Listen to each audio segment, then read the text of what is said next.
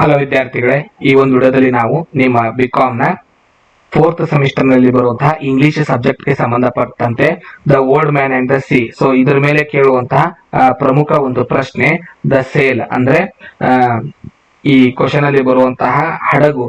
So ಹಡಗಿನ ಬಗ್ಗೆ ಯಾವ ರೀತಿಯಾದಂತಹ ಏನು ಕ್ವಶನ್ಸ್ ನ ಕೇಳ್ತಾರೆ ಅಂದ್ರೆ ಅದ್ರ ಬಗ್ಗೆ ಕ್ವಶನ್ ಬಂದ್ರೆ ಯಾವ ಕೀ ಉತ್ತರಗಳನ್ನ ಬರೀಬೇಕು ಅನ್ನೋದ್ರ ಬಗ್ಗೆ ಡಿಸ್ಕಷನ್ ಮಾಡೋಣ. ಒಟ್ಟು 10 ಪಾಯಿಂಟ್ ಗಳನ್ನ ಇಲ್ಲಿ ಕೊಡಲಾಗಿದೆ. ಸೊ ಇವುಗಳನ್ನ ಬರೆದ್ರೆ ನೀವು ಪೂರ್ತಿ ಅಂಕಗಳನ್ನ ಪಡ್ಕೋಬಹುದು. ಸೊ ದ ಸೇಲ್ ಹಡಗಿನ ಬಗ್ಗೆ ಅಂದ್ರೆ ದೋಣಿಯ ಬಗ್ಗೆ ಏನಾದ್ರೂ ವರ್ಡ್ ಬಂದ್ರೆ ಈ ಆನ್ಸರ್ ನ ನೀವು ಬರೀಬೇಕು. ಮೊದಲನೇ point, it is made of patched up flour sacks. It looks like a flag of permanent defeat when furled. ದೋಣಿಯ ಪಟ ಹಿಟ್ಟಿನ ಚೀಲಗಳಿಂದ ತೇಪೆ ಹಾಕಲ್ಪಟ್ಟಿತ್ತು. ಈ ಪಟ ಸುರುಳಿಸುತ್ತಿದ್ದಾಗ ಅದು ಶಾಶ್ವತ ಸೋಲಿನ ಧ್ವಜದಂತೆ ಕಾಣುತ್ತಿತ್ತು. Next point, it had storage box. A wooden box holds tightly braided brown lines and ropes.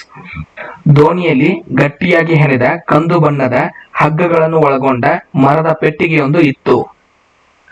It had bait box positioned securely at the stern back of the skip.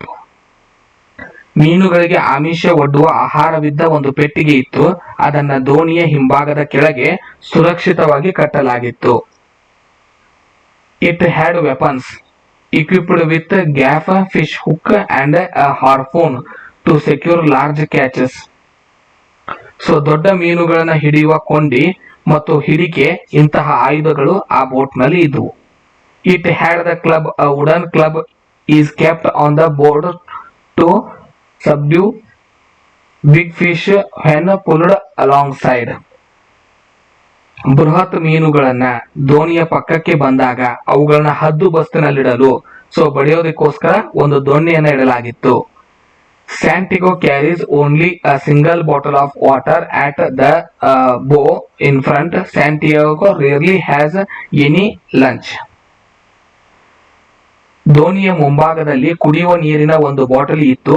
ಎಂದಿಗೂ ಆತ ಮಧ್ಯಾಹ್ನದ ಊಟವನ್ನ ಒಯ್ಯುತ್ತಿರಲಿಲ್ಲ.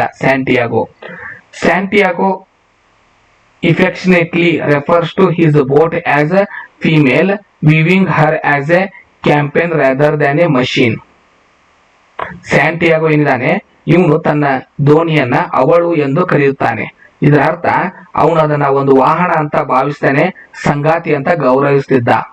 The boat's weathered, beaten appearance mirrors Santiago's own aged, scarred body. ಸ್ಯಾಂಟಿಯಾಗೋನ ಈ ದೋಣಿ ಏನಿದೆ ಇದು ಹಳೆಯದಾದಂತಹ ಈ ದೋಣಿ ಸ್ಯಾಂಟಿಯಾಗೋನ ವಯಸ್ಸು, ಸ್ಯಾಂಟಿಯಾಗೋ ಇರುವಂತಹ ಗಾಯಗಳನ್ನ ಪ್ರತಿಬಿಂಬಿಸ್ತಾ ಇದ್ವು. There were coils of rope attached to the tholes ಅಂದ್ರೆ of the boat. ಅಂದ್ರೆ ಏನು ಇದು ಇದೆ ದೋಣಿಗೆ ಪಕ್ಕಕ್ಕೆನೆ ಹಗ್ಗಗಳ ಕೀಲುಗಳಿದ್ದು. ಹಗ್ಗದಿಂದ ಕಟ್ಟೋದಕ್ಕೆ ಕೀಲುಗಳನ್ನ ರೆಡಿ ಮಾಡಲಾಗಿತ್ತು. The old man used to lash the huge fish if he caught at the side of the boat. ಯಾವಾಗ ಇವನು ದೊಡ್ಡ ದೊಡ್ಡ ಮೀನುಗಳನ್ನ ಹಿಡಿತಾ ಇದ್ದ, ಬೋಟ್ ನ ಆಕಾರದಷ್ಟು ಇರುವಂತಹ ಮೀನುಗಳನ್ನ ಹಿಡಿತಿದ್ದ, ಅವುಗಳನ್ನ ಬೋಟ್ ನ ಪಕ್ಕಕ್ಕೆ ಕಟ್ತಾ ಇದ್ದ.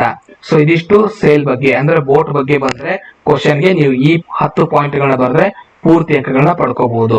ಮುಂದಿನ ವಿಡಿಯೋದಲ್ಲಿ ಮತ್ತೊಂದು ಟಾಪಿಕ್ ಒಂದಿಗೆ ಸಿಗೋಣ. ಧನ್ಯವಾದಗಳು.